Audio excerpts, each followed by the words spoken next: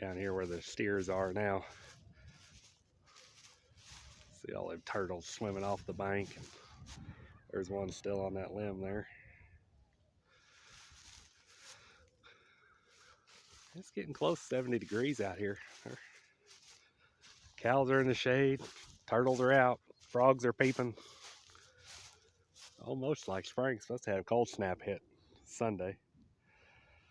I've got my electric fence running from up here at the corral. And it runs down, and the spring runs into the pond right here, so that stays open. It froze up a little last year when it got down to -20, but yeah, it pretty well stays open because that's the coldest I've ever seen it. They drink out of this side and it goes on up the hill. There's a metal gate up the top of the hill. I got a leader wire for the hot wires on this side of this creek, and I just section it off going down through here. When they get to the other side, I kick them to the other side of the creek and they graze up the hill going to that gate, and there's a field on the other side of the gate that's, I don't know, 4 acres, maybe a little bigger. And they'll graze it, and then they come back down the hill, which is where he normally cut hay when he owned it.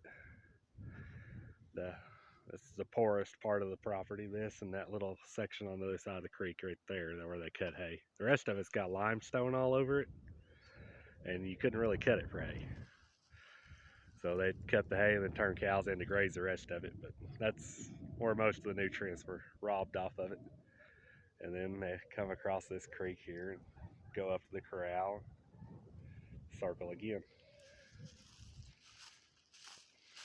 I am running a back fence here just because it's getting to be that time of the year, and I need to have these cows all the way, or the calves all the way around this property in 30 days. But there's not enough calves and too much grass. It had a lot more grass on it than I thought there was. I should have got out and walked it in the fall. But I could have weaned calves a month earlier, kicked them out down here. Whatever. This is how it worked out. So I'll leave quite a bit of grass behind, move them a little quicker. They'll make it around. If it gets over here, the grass is thin enough, it'll green up through that, and it'll be all right. These are all steers except for 3 of them. This one right here in the front, 05, is a heifer. Now that is a 2-year-old heifer next to weaning size calves. This calf here got sick and tried to die on me. And he still holds his head crooked, and just his eyes are bad. He got pink eye real bad, and it's all like, it got to the point where I was shoving him from one paddock to the next, waiting on him to die. And he come out of, he's alive. He'll sell for something. The little red calf that just walked off there, he wasn't much better, but they're alive. They're sellable product. Better than hauling them off.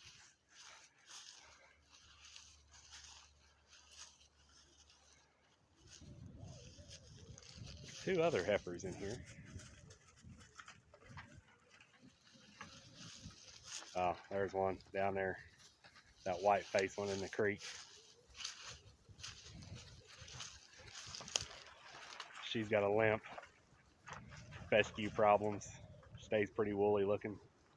She's not limping right now, but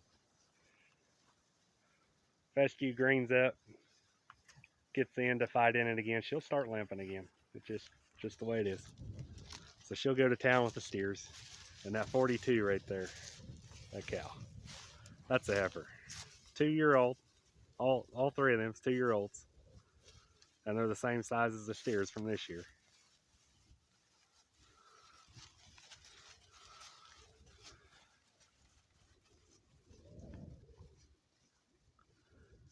But really, this place ought to be able to run, I figure, 45 steers. I've got 20 out here. From January 1st until whenever it gets hot enough in the spring, summer to sell them. When they start getting humped up in the shade, there's really no point in keeping them around because they're not going to gain any weight. They're just getting older and they're getting worth less money. So you might as well let somebody in a feedlot have them that will put weight on them. The old fescue orchard grass is just, it's done by the end of June. It's really done by the 1st of June, I think, but that's just my opinion. It's pretty heavy endophyte down here. All of my farms are.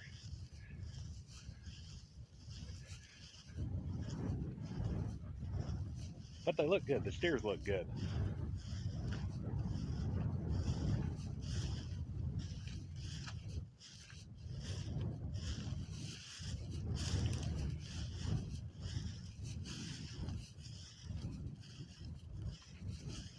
There's some of that limestone.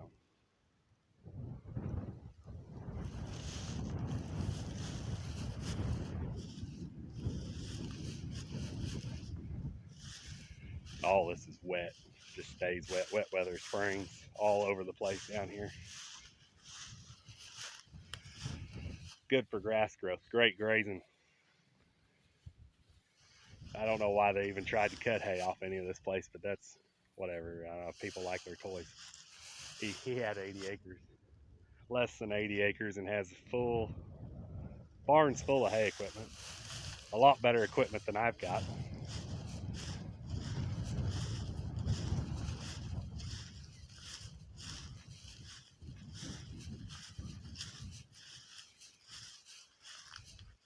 But he's got 50 acres left, still has his mules and everything for Kawasaki, not Eall kind, for checking, he's got 20 cows over there probably.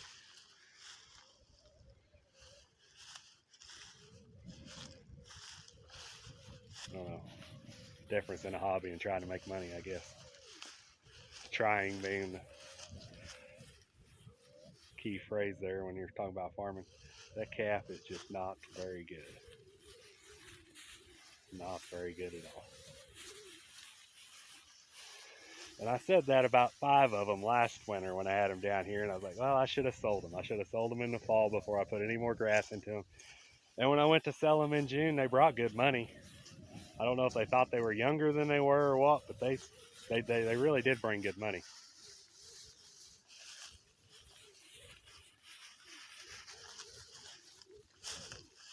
Just had to wait for all the old winter hair to slick off of them to where they looked like something. Some of these are out of Gelbvieh bulls. Good Gelbvieh bulls, and you can tell, like that one, looking at you there, he's Gelbvieh. You can tell by looking at him. That black one there, he's Gelbvieh. He just got the look.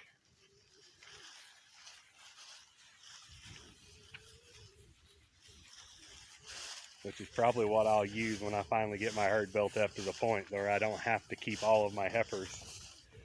And I have, you can keep a few terminal bulls around.